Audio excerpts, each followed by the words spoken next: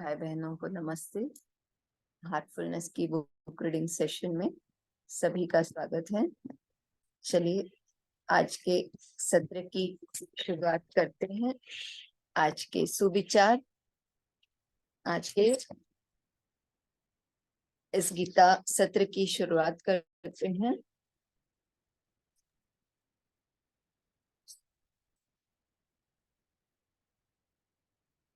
ग्यारहवां अध्याय सभी अपनी डायरी में लिखेंगे। विश्व रूप दर्शन। मेरी आवाज आ रही है सभी को क्लियर? कुछ मेरे थोड़ा नेटवर्क नहीं, इश्यू आ है। रही है आवाज आ रही है। ये सिस्टर आ रही है।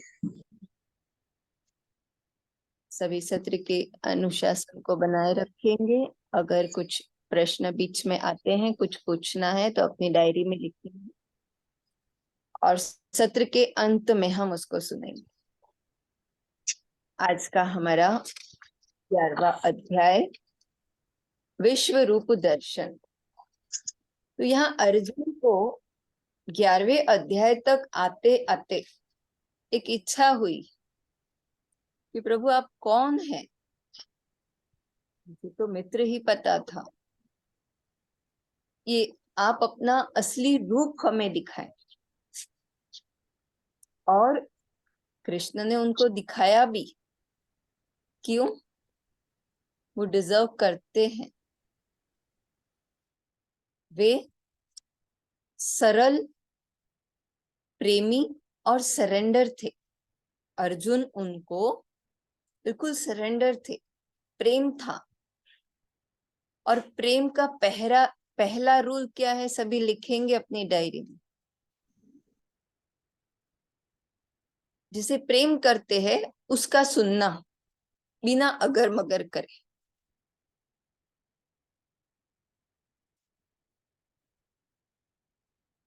वो इतने उनको समर्पित थे, इसीलिए उन्होंने कहा इस अध्याय में कि मुझे अर्जुन अति प्रिय है। पांडवों में अर्जुन, पांडवों में जो अर्जुन है उसके रूप में मेरा चिंतन करो, उसके रूप में मेरे बारे में सोचो, उसके जैसे मेरे बारे में सोचो। वो जैसे सोचता है मेरे बारे में, मेरे रूप के बारे में, वैसे आप लोग सोचिए। अर्जुन की तरह जो मुझे पूजेगा या मेरे रूप का, तो मैं उनको दिखाई दूंगा। तो उनका रूप उन्होंने प्रसाद के रूप में अर्जुन को दिखाया। ऐसी पूजा की, दिव्य रूप देखने का अर्जुन की इच्छा हुई, तो उन्होंने अर्जुन की दिव्य दृष्टि देखकर पूरा किया। वो दिव्य दृष्टि दी। ऐसा नहीं कि उनको वहां सब रुक गया था ने एक बड़ा सा दिखाया, उनको दिव्य दृष्टि के थ्रू अपना रूप दिखाया। क्या हमारी दिव्य दृष्टि ओपन है? हेलो, मेरी आवाज आ रही है सभी को? जी हाँ सिस्टर आ रही जी, है। आवाज तो आ आ रही है रही आपकी, बहुत अच्छे से आ रही है। तो अर्जुन अच्छी को आवाज आ रही उन्होंने है। प्रेम का प्रसाद दिया, भक्ति का नहीं। भक्ति फेल हो जाती है उधर, क्योंकि भक्ति हम दिखावे के लिए भी कर सकते हैं, कोई लोग सेंस के लिए भी करते हैं। अरे मुझे ये भजन सुनना, जो हमारी इंद्रियां हैं उसकी तृप्ति के लिए भी करते हैं। मुझे भजन सुनना पसंद है, मुझे ये इनके दर्शन आंखों से करना पसंद है, या फिर भजन गाना पसंद है, या ये इनको महसूस करना, फूल चढ़ाना, ये सारी चीजें फील करना कि मैं उनके लिए कर रही हूँ। लेकिन ये हम अपने सेंस के लिए करते हैं, इंद्रियों के लिए करते हैं।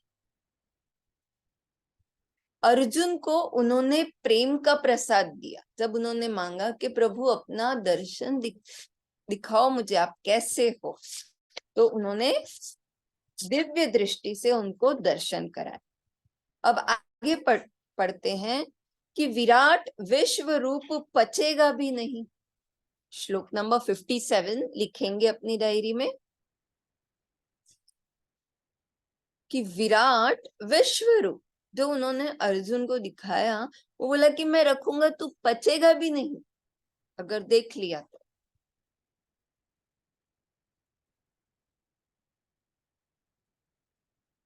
इस श्लोक को हम एक सार में लिखते हैं। तो श्लोक नंबर 57, विराट विश्व रूप पचेगा भी नहीं।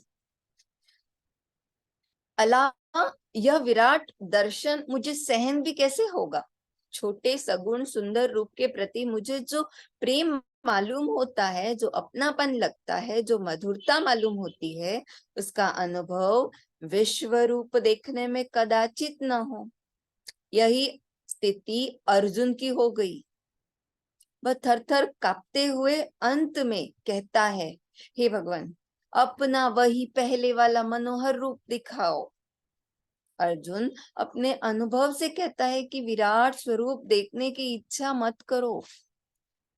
जब उन्होंने दिखाया तो उन्होंने बोला, नहीं, मुझे तो वही मेरा मित्र, भाई, सखा, मुझे तो वही चाहिए, ये तो नहीं चाहिए रूप। तो भगवान अपना वही पहले वाला मनोहर रूप दिखाओ।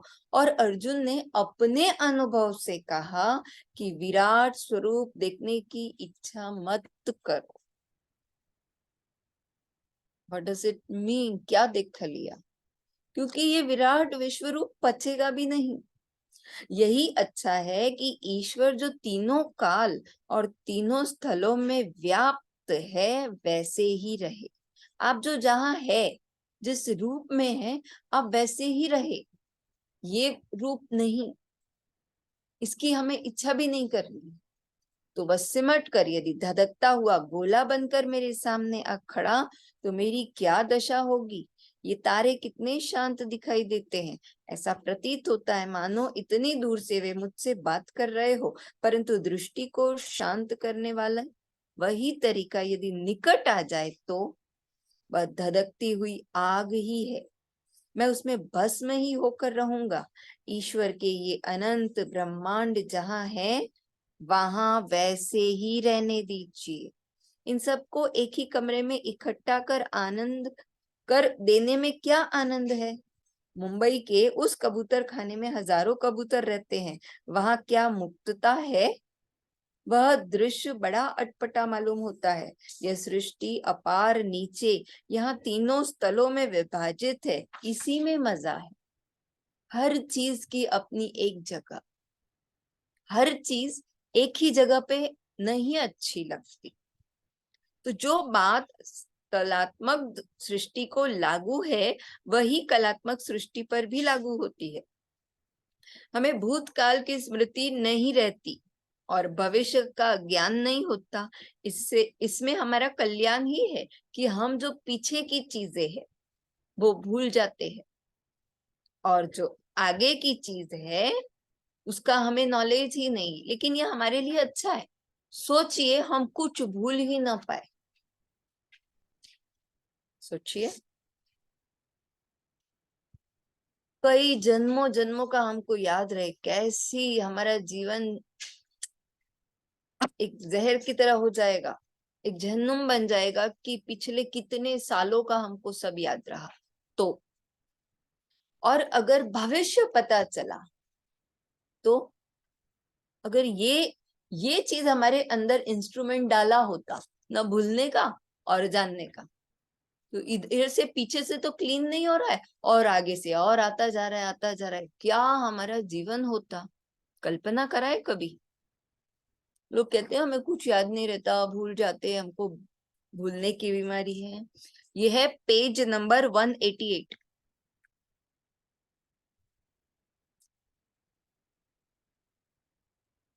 तो भगवान ने सृष्टि में कुछ भी ज्यादा नहीं दिया है और कुछ भी कम नहीं रखा है। आ गई बात समझ में? जो जहां जैसा है, उस परमात्मा की इच्छा मानकर हमें स्वीकार करना चाहिए कि ये सभी उसका रूप है। मैं देखना चाहता हूं तेरा रूप। तो माता पिता कम है, माता पिता के रूप में उपस्थित है। फिर भी मन नहीं मानता, चलो गुरु के रूप में उपस्थित है, वो तो हम देखते भी नहीं है। फिर अतिथि के रूप में, जो हमारे शास्त्र कहते हैं, वहां तो दरवाजा बंद कर देते, अरे नहीं कल आना। और बच्चों को तो मार मार के भूता बनाया जाता है। तो किधर देखेंगे? उस छोटी सी मूर्ति में वो भगवान है ना, हमारे हृदय में देखते हैं। श्रद्धा हमारे हृदय में तब उस मूर्ति में आती है। हम में नहीं होगा तो वो पत्थर है, मानो तो भगवान नहीं तो पत्थर। तो यही मान लो कि परमात्मा मेरी दृष्टि में है। दृष्टि से देखने की, हमारी वो दिव्य दृष्टि उत्पन्न करनी है, उसकी प्रैक्टिस करनी है, हर चीज में उसका अंश देखने की। तो वही कलात्मक सृष्टि, हमें भूतकाल की स्मृति नहीं रहती और भविष्य का ज्ञान नहीं होता, इसमें हमारा कल्याण है। ये अच्छी चीज है, कल की फिक्र नहीं है, और बीत गया सो बीत गया, भूल गई मैं। प्रेजेंट में जो रहता है उसमें उसका फायदा है। हम पीछे की चीजों में लेके बैठ जाते, मेरे साथ ये हुआ, मेरे साथ ये हुआ, मेरे साथ, अरे हो गया भाई, वो गुजर गया, आगे बढ़ो। या फिर हम, ये दोनों ही चीजें हमको मानसिक स्ट्रेस देती है। पीछे की चीज भूलते नहीं वो लोग को भी, और जो आया भी नहीं है कल, उसकी चिंता करनी, आज खराब करते हैं। तो हमें भूतकाल की स्मृति नहीं रहती और भविष्य का ज्ञान नहीं होता। सोचिए हमारी कितना टेक केयर करते हैं भगवान, कितना ध्यान रखते हैं। अरे भूखा सुलाते हैं, भूखा उठाते नहीं है। भूखा उठाते हैं लेकिन भूखा सुलाते नहीं है हमको। कितना ध्यान रखते हैं, फिर भी इतनी चिंता क्यों? क्योंकि उस परमात्मा पे विश्वास ही नहीं है, तू है ही नहीं इस दुनिया। तो हमें भूतकाल की स्मृति नहीं रहती, भविष्य का ज्ञान नहीं होता, इसमें हमारा कल्याण ही है। कुरान शरीफ में 5 ऐसी वस्तुएं बताई गई है जिन पर सिर्फ परमेश्वर की ही सत्ता है, मनुष्य प्राणी की सत्ता बिल्कुल नहीं है। उनमें एक है भविष्य काल का ज्ञान, ये सिर्फ भगवान देख सकते हैं, हम देख ही नहीं सकते। हम अंदाजा जरूर लगाते हैं, परंतु अंदाज का अर्थ ज्ञान नहीं है, तुक्का हो सकता है। भविष्य का ज्ञान हमें नहीं होता तो हमारे कल्याण की ही बात है, हमारे लिए अच्छा है। उसका टेक, भगवान का काम हम क्यों करना। तो वैसे ही भूतकाल की स्मृति हमें नहीं रहती, यह भी सचमुच बड़ी अच्छी बात है। कोई दुर्जन यदि सज्जन बनकर मेरे सामने आए तो भी उसके भूतकाल की स्मृति के कारण मेरे मन में उसके प्रति आदर नहीं होता। वह कितना ही कहे कि पिछले पापों को मैं सहज भूल नहीं सकता, संसार उसके पापों को उसी अवस्था में भूल सकेगा जबकि वह मनुष्य मरकर दूसरे रूप में हमारे सामने आएगा, तब जाके हम उसके किए हुए को भूल जाते, तब तक नहीं भूलते। तो पूर्व स्मरण से विकार बढ़ते हैं, सब कुछ कितना याद रखेंगे, किस किस लोग का याद रखेंगे, किस किस जन्म का याद रखेंगे। आगे बढ़ो, पीछे का भूलो। पीछे का भूलने के लिए बना है, साथ में आजीवन पकड़ने के लिए नहीं। अरे ये बात समझे, किसको भूलने में प्रॉब्लम होती है उसको बहुत अच्छा सा उदाहरण देती हूँ, इससे वो ट्राई करेंगे तो भूल जाएंगे। बोलिए, किसी को बहुत ओवर थिंकिंग रहती है? जी सिस्टर, मुझे रहती है। तो ये सोचिए कि कोई चीज वॉमिट की हुई है, उसको आपने पर्स में डालकर अपने साथ लेके घूम रहे,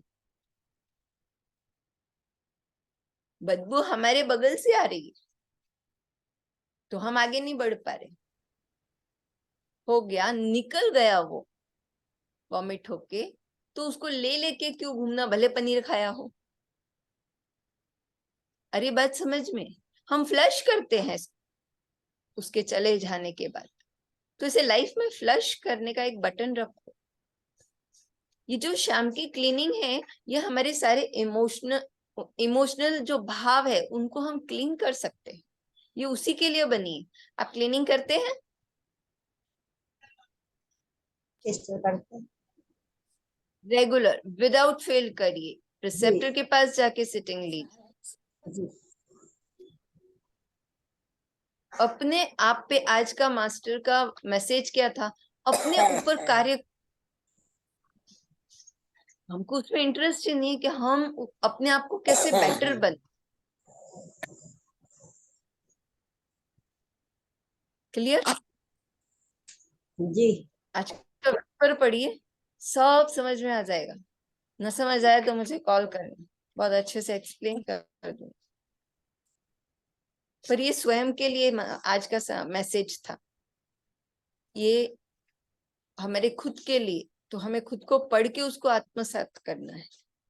तो पूर्व स्मरण से विकार बढ़ते हैं। यदि पहले का सारा ज्ञान ही नष्ट हो जाए तो फिर सब समाप्त। कोई एंजाइटी नहीं, कोई डिप्रेशन नहीं, कुछ नहीं। बस आज को एंजॉय करेंगे हम। कोई गुस्सा नहीं, कोई दुख नहीं, कुछ भी नहीं। गॉन इज गॉन, फ्लश कर दिया। अब बैठ के उधर रोएंगे, अरे मेरा पनीर चला गया। वो जाने के लिए ही बना है। आप समझ रहे हो? सिर्फ खाना खाते जा रहे, खाते जा रहे, खाते जा रहे, रेस्ट नहीं हो रहे। क्या होगा? वो बना ही बाहर जाने के लिए। उससे सीखा, उससे पोषण तत्व लिए, बाकी निकल जाता है। जो भी हमारे साथ हो रहा है उससे सीखा, लेट इट गो। गलती कर रहे हो चाहे अच्छा काम कर रहे हो, सीख रहे हो तो बड़ा अच्छा है, तो प्रेजेंट में। पाप पुण्य को भूल जाने की कोई युक्ति होनी चाहिए। यह युक्ति है मरण। जब हमें इसी जन्म की वेदनाएं असहनीय लगती है, तब फिर पिछले जन्मों के कूड़ा करकट की खोज क्यों करें? हे भगवान, मैंने इस जन्म में कुछ नहीं किया, फिर भी भोग रही हूँ। होगी पास्ट की, मान लो। अंदर डिटेल में क्यों जाना है? स्वीकार कर लो। तो अपने इसी जन्म के कमरे में क्या हम कम कूड़ा करकट हैं? यानी पिछले जन्म से अगर मैं 10 बैगेज भर के दुख लेके आई हूं, अगर, और इधर आने के बाद मैं उनको स्वीकार नहीं करती और उनका विरोध करती हूँ, तो मैं 10 और बना लेती हूँ। 20 बैगेज हो गए भोगने के लिए। कितने कितने बैग हो गए? पिछले जन्म के 10 और ये जन्म के 10। और इधर धरती पर हर मनुष्य केवल 2 ही काम करने आए, अपने दुखों को भोगना, जो पिछले जन्म में अधूरे रह गए थे, उन कर्मों को, उन स्ट्रगल को देखना। वही लोग, वही परिस्थितियां, सब कुछ परफेक्ट मिला है। किसी को पड़ोसी का दुख नहीं मिला है, हमारा ही मिला है। जो हमने किया वही हमारे को मिला है, तो उसको भोगने आए हैं। और दूसरा, साधना करने। तीसरा कोई काम है ही नहीं किसी मनुष्य का, चाहे इंडिया का हो, चाहे अमेरिका का हो, चाहे इजराइल का हो, कहीं पे भी जो किया है वो भोग। कहीं पे भी सभी मनुष्य। इसलिए हमारी पहली लाइन क्या कहती है? तू ही मनुष्य जीवन का वास्तविक ध्येय है। ऐसे नहीं बोला भारतीयों का वास्तविक ध्येय। मनुष्य इधर आया ही भोगने के लिए है। उसको स्वीकार करने से हमारी प्रॉब्लम्स शून्य हो जाती है। ट्राई करते। तो जब हमें इसी जन्म की वेदनाएं असहनीय लगती है, तब फिर पिछले जन्मों के कूड़ा करकट की खोज क्यों करें? अपने इसी जन्म के कमरे में क्या हम कम कूड़ा करकट हैं? अपना बचपन भी हम बहुत कुछ भूल जाते हैं। यह भूलना अच्छा ही है। हिंदू मुस्लिम एक के लिए भूतकाल का विस्मरण ही एकमात्र उपाय है। औरंगजेब ने जुल्म किया था, इसको कितने दिनों तक रटते रहोगे? गुजराती में रतनबाई का एक गरबा गीत है, उसे हम बहुत बार यहाँ सुनते हैं। उसके अंत में कहा है कि संसार में सबकी कीर्ति ही शेष रहेगी, पाप को लोग भूल जाएंगे। यह काल छन्नी कर रहा है। इतिहास में जितना अच्छा हो उतना ले लेना चाहिए। पाप को फेंक देना चाहिए, पर हम तो ऐसे समेट के अलमारी में रखते हैं, आगे जाके काम आएगा। पाप को समेट के आजीवन उसका अफसोस जाहिर करते हैं और हमारा बी पॉइंट हैवी हो जाता है। इतना जैसे कि पत्थर, अगर पहाड़ पे चढ़ रहे हैं और 50 किलो के हमारे पास पत्थर है, चढ़ना आसान हो जाएगा? तो भाई नीचे रखो, सिर्फ 2 जोड़ी कपड़े, कुछ खाने का और बैग लेके निकलो। जितना लाइट सामान उतनी अच्छी यात्रा। तो जो जो अंदर सामान है खाली करो भाई, सबको प्रणाम करो, अच्छे से प्रेम से रहो, गलती हो गई तो क्षमा मांग लो। हमारा अहंकार की वजह से सारी गंदगी हम पकड़ के बैठे, तो अपना बचपन भी हम बहुत कुछ भूल जाते हैं। यह भूलना अच्छा ही है। हिंदू मुस्लिम एक के लिए भूतकाल का विस्मरण ही एकमात्र उपाय है। संसार में सबकी कीर्ति ही शेष रहेगी, पाप को लोग भूल जाएंगे। यह काल छन्नी कर रहा है। इतिहास में जितना अच्छा हो उतना लेना चाहिए। जो ज्ञान हमें प्रभु की ओर ले जाता है उसको लेना चाहिए। उसमें तो इंटरेस्ट नहीं हमको, इसकी उसकी में बड़ा इंटरेस्ट।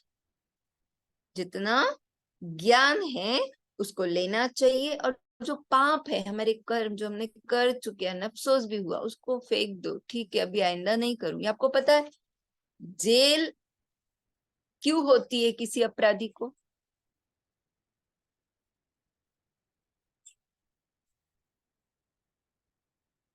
क्यों होती है? क्योंकि वो बदला लेने के लिए इतना तत्पर रहता है, इतना बदला लेने के लिए अपराध कर लेता है, अपराध पे अपराध करता जाता है बदला लेने के बोलिए। लिए। पनिशमेंट के तौर पर होती है सिस्टर। अच्छा, और पश्चाताप के लिए। एग्जैक्ट सुधरने के लिए सतीश भैया के लिए ताली। अनुशासन। नहीं, अनुशासन कुछ समझ में नहीं आता उनको, अपराधी होते हैं वो। पश्चाताप करने के लिए मैडम। उन्होंने बोला, सतीश भैया ने पश्चाताप कि अभी उसको अफसोस हो जाए, अभी किया है अभी आगे नहीं करूंगा, उसके लिए। हमें समझ नहीं आती ये शिक्षा। तो इतिहास में जितना अच्छा हो उसको लेना चाहिए कि हाँ ये मैंने गलत किया है, एंड आई प्रॉमिस, मैं संकल्प लेता हूं कि अभी नहीं करूंगा। D point clean. तो पाप फेंक देना चाहिए। मनुष्य यदि बुराई को छोड़कर सिर्फ अच्छाई को ही याद रखे तो कैसी बहार आ जाए जीवन में। हमारे जीवन दुखों से भरा है क्योंकि सिर्फ दुखों की चर्चा करते हैं। जिसकी चर्चा करेंगे वो भरपूर मिलेगा। जिसकी चर्चा करेंगे, चलिए तो प्रभु की ही चर्चा करते हैं, हमको भरपूर प्रभु मिलेगा। न दुखों की न सुखों की, जिस पे हमारा फोकस होगा वो भर भर के मिलेगा। हाय राम, पड़ोसों की जाके बोल दिया मेरे पास इतना दुख है, मैं तो कंटाल गई हूँ मेरे जीवन से। ऐसी ऐसी जो हमारी बातें निकलती है वो सुनते हैं और हमारी बॉडी वैसे ही रिएक्ट करती है। बाबूजी महाराज कहते थे कि बीमारी का ख्याल भी ना आए, ना रहे कि मुझे ये प्रॉब्लम है, और हम उसका एग्जैक्ट ऑपोजिट करते हैं। बार सिस्टर बार अगर है बीमारी तो जैसे कि पेन है कहीं, सॉरी फॉर इंटरप्शन, पेन है तो निकल ही जाता है मुंह से, अरे मेरे ये दर्द है, तो उसमें क्या करें मैडम? आज मैं ये बस थोड़ा सा पूछना चाहूंगी। आप ही बताइए, आपका सर दर्द हो रहा है, क्या करेंगे आप? एक्चुअली मैडम मेरा बताइए नहीं, ना। मेरे हस्बैंड को है, थोड़ा सा भी उनको दर्द एक्स होता है। नहीं, मैं आपको जो पूछ रही हूँ, किसी का भी, किसी को जी दर्द है तो क्या करेगा? क्या करेगा? दवाई लेगा सिस्टर। एग्जैक्टली सॉल्यूशन पे काम करो ना।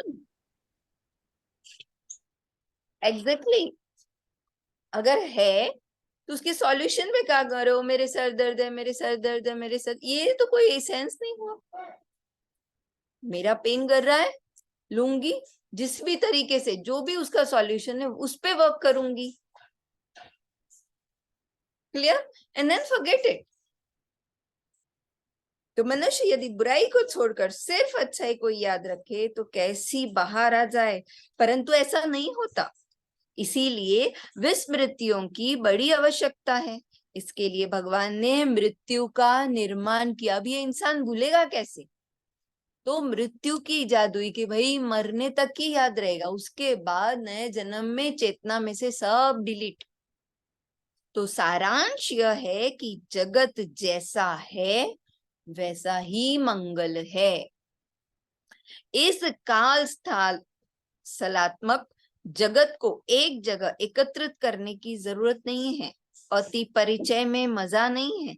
कुछ चीजों से घनिष्ठता बढ़ानी होती है तो कुछ चीजों से दूर रहना होता है। लिखेंगे, कुछ चीजों से घनिष्ठता बढ़ानी होती है। शीला जी, हेलो शीला जी, बैठ जाएंगी तो अच्छा होगा, या तो ऑफ कर दीजिए। सॉरी।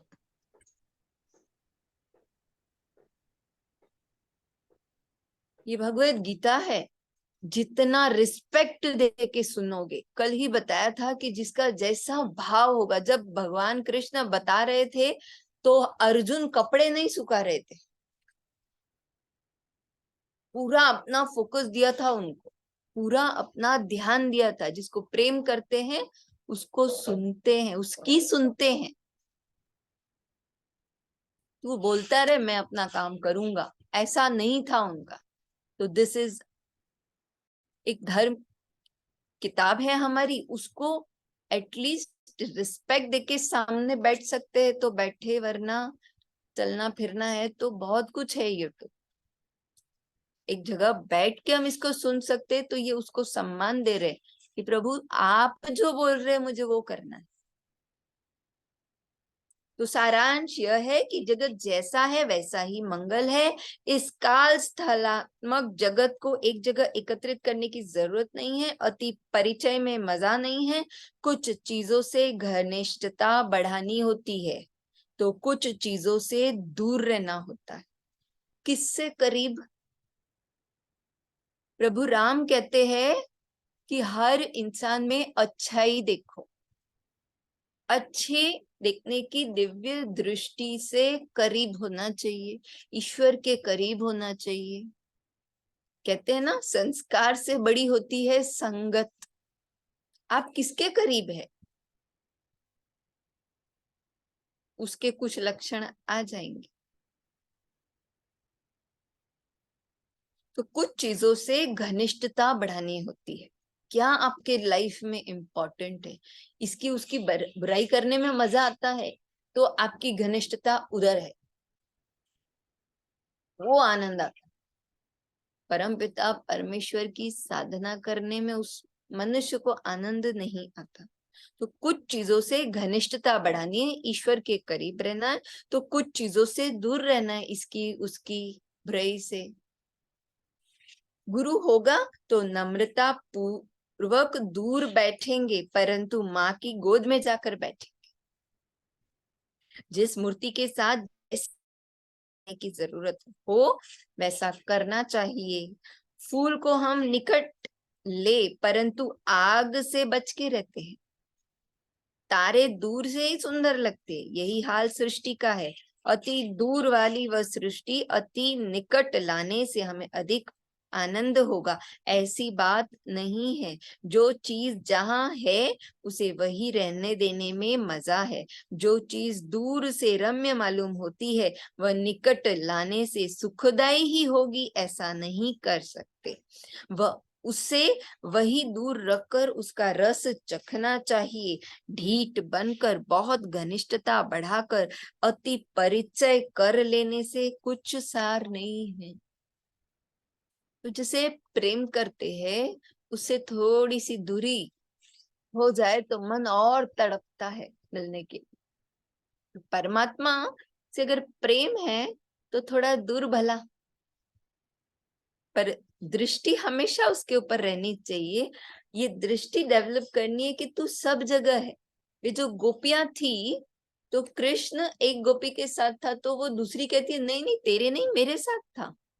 फिर तीसरी कहती है अरे नहीं रात को तो हम लोग यहाँ थे। यानी वो हर एक गोपी के साथ थे। ये उनकी क्षमता थी कि जो उनको याद करता है वो उनके साथ हो लेते हैं। हमारी इतनी है हर पल महसूस करने की। तो जैसे कि आज हमें दिव्य लोक से संदेश में बताया कि ये टोटल आप पर निर्भर है, आपकी सफलता। गुरु का कोई रोल नहीं है उसमें। एक अभ्यासी ही खुद की उन्नति का जिम्मेदार होता है। गुरु सहायता करते हैं, मार्ग दिखाते हैं, गाइड करते हैं। जैसे कि अगर मैं पहाड़ पे जा रही हूँ, एक गाइड है मेरे साथ, तो मैं कितनी रिलैक्स रहती हूँ, पर चलना तो मुझे है। उसके इंस्ट्रक्शंस मानने तो मुझे है। अभी इधर आप ये जैकेट पहनो नहीं तो ठंड लगेगी, नहीं मैं तो नहीं पहनूंगी, मैं तो ऐसे ही चलूंगी। या अभी हम रेस्ट करते नहीं, मुझे रेस्ट नहीं करना, मुझे और भी चलना है, यहाँ ऑक्सीजन की कमी है, अभी यहाँ ऐसे करते वैसे करते। तो जब हम वहां बर्फ में या ऊपर पहाड़ पे जाते हैं और वो गाइड हमको जैसे बताता है वैसे हम अगर करें तो हमारा ही अच्छा है, भला है। तो गुरु हमें मार्गदर्शक करते हैं, लेकिन फॉलो तो हमको करना है। वो जब तक नहीं करेंगे, यानी गुरु को मानते हैं, गुरु की नहीं मानते हैं, इसमें बहुत डिफरेंस।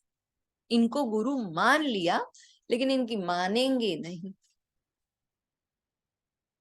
तो जो चीज दूर से रम्य मालूम होती है वह निकट लाने से सुखदेही ही होगी, ऐसा नहीं कर सकते। उसे वही दूर रहकर उसका रस चखना चाहिए। ढीठ बनकर बहुत घनिष्ठता बढ़ाकर अति परिचय कर लेने से कुछ सार नहीं। पीछे पीछे भागते रहो गुरुदेव, कुछ मिलने वाला नहीं।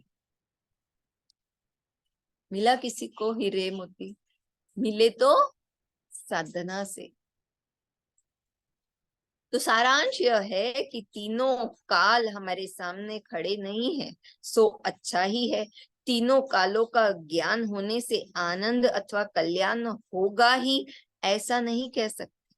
अर्जुन ने प्रेमवश हट पकड़ लिया, प्रार्थना की तो भगवान ने उसे स्वीकार कर लिया। उन्होंने उसे अपना वह विराट रूप दिखलाया, परंतु मुझे तो भगवान का छोटा सा रूप ही पर्याप्त है। यह छोटा रूप परमेश्वर का टुकड़ा तो है नहीं, और यदि टुकड़ा भी हो तो उस अपार और विशाल मूर्ति का एक चरण या चरण की एक उंगली ही मुझे दिख गई तो भी मैं कहूंगा कि धन्य है मेरा भाग। अनुभव से मैंने यह सीखा, छोटे रूप में हमारे हृदय में ईश्वर है, ये मान के बैठना है।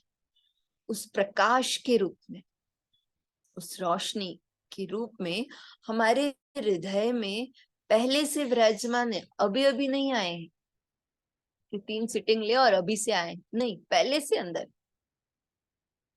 तो जमुना लाल जी ने जब वर्धा में लक्ष्मी नारायण का मंदिर हरिजनों के लिए खोल दिया तो उस समय मैं दर्शन के लिए गया था। 15-20 मिनट एक उस रूप को देखता रहा, मेरी समाधि लगने जैसी स्थिति हो गई। भगवान का वह मुख, वह छाती, वह हाथ देखते देखते पांव तक पहुंचा और अंत में चरणों पर जाकर दृष्टि स्थिर हो गई।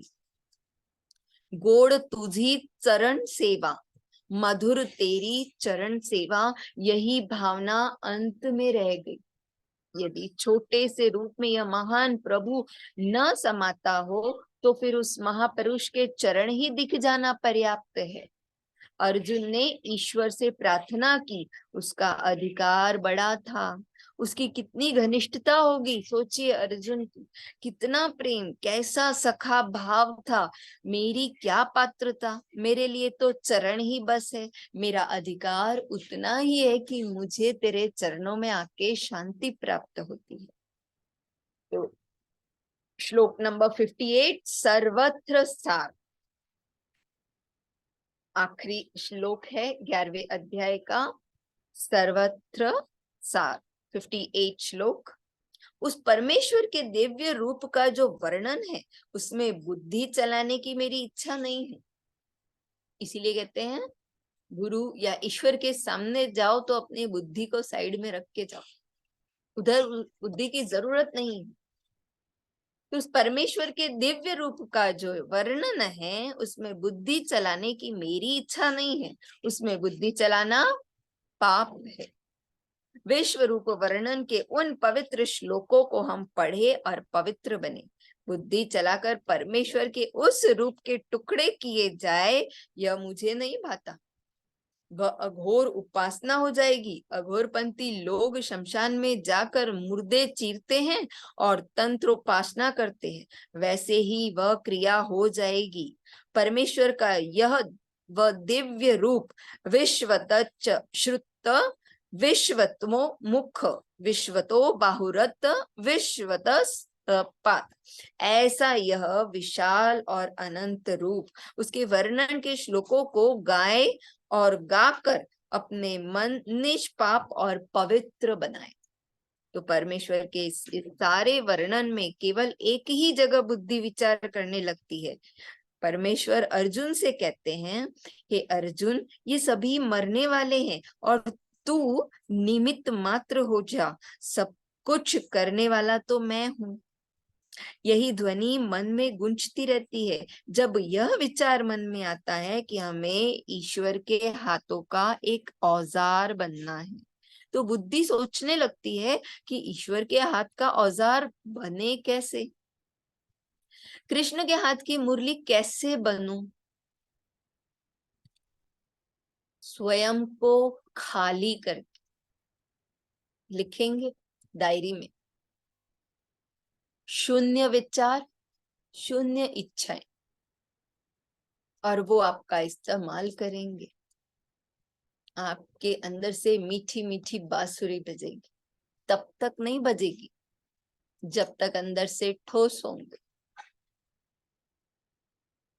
अरे बात समझ में? जैसे सिस्टर जैसे मुरली होती है।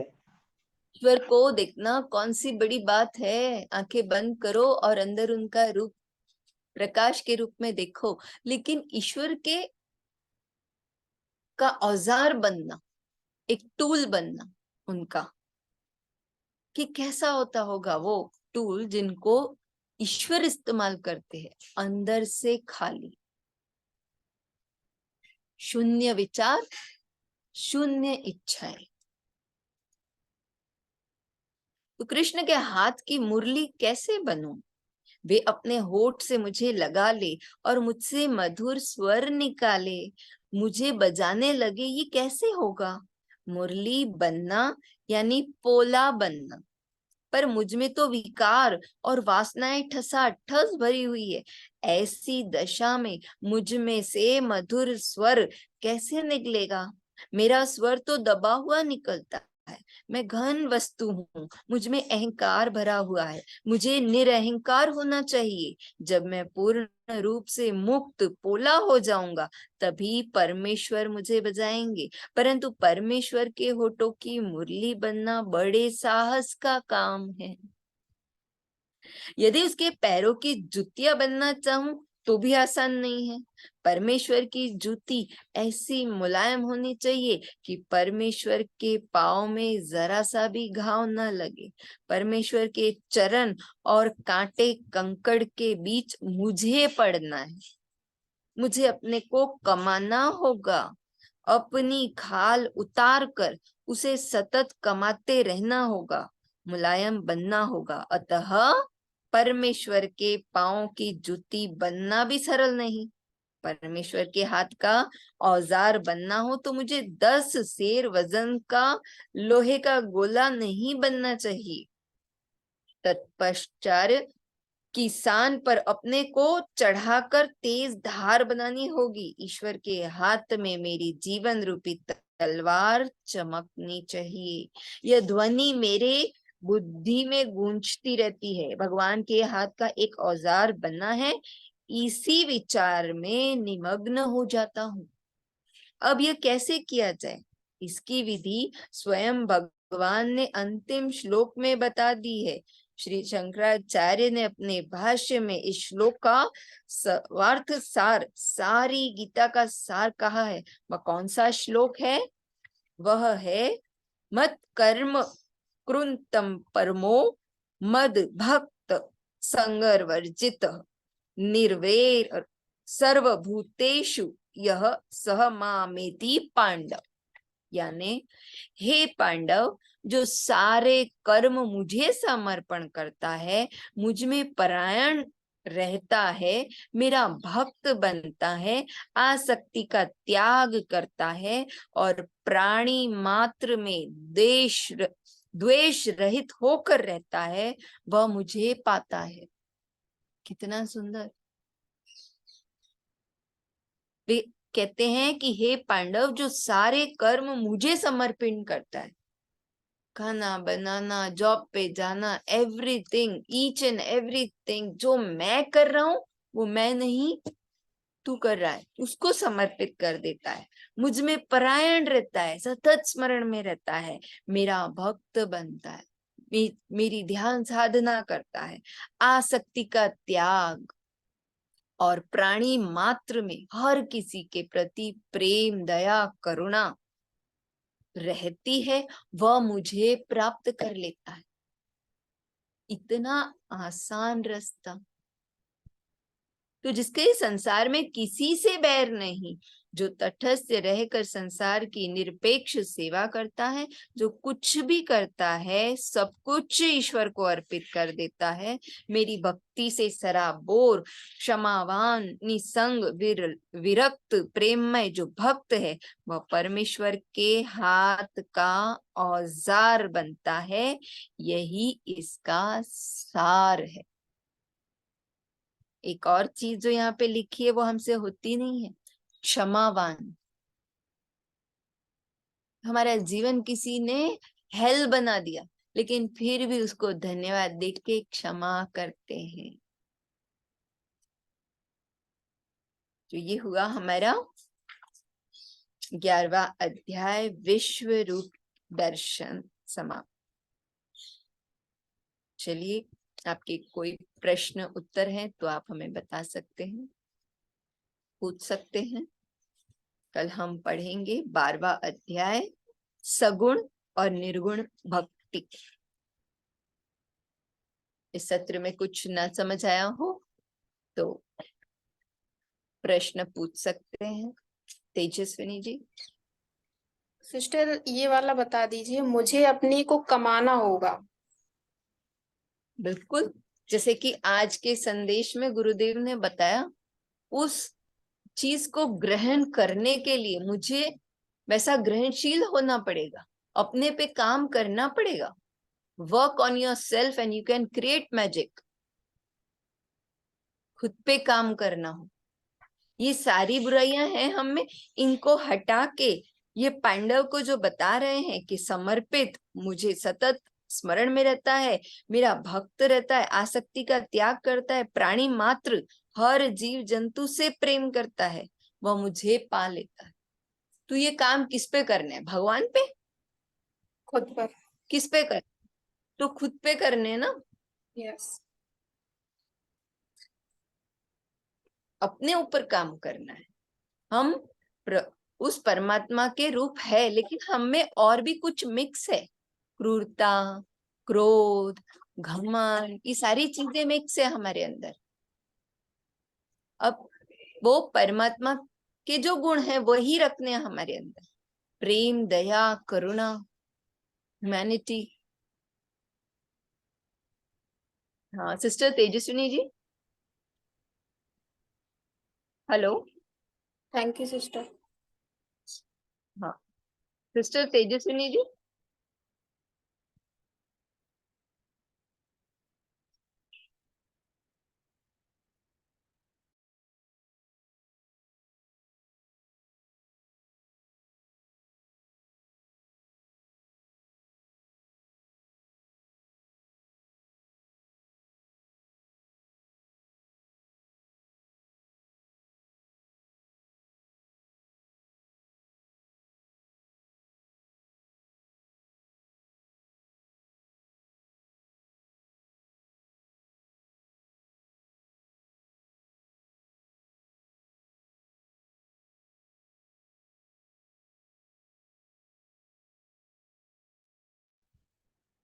हेलो सिस्टर तेजस्विनी जी,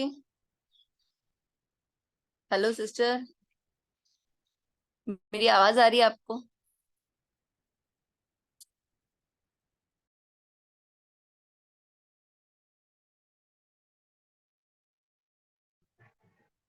सिस्टर